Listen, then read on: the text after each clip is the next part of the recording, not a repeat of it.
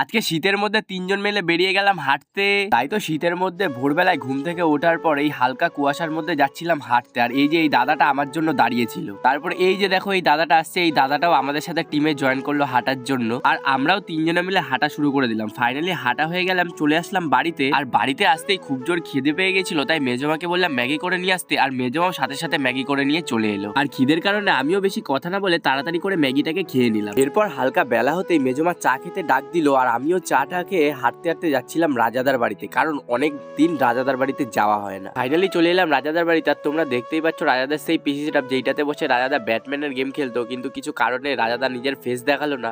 So আমি রাজাদার সাথে গল্প করে চলে আসলাম বাড়িতে। তারপর বিকালবেলায় পুকুর পাড়ে একা একা বসে সময় কাটাচ্ছিলাম আর কষ্টের কথা ভাবছিলাম, কিন্তু আমার কষ্টটাকে হাসিতে পরিণত করার জন্য সন্ধ্যাবেলায় সব বন্ধুরা এন্ট্রি মারলো।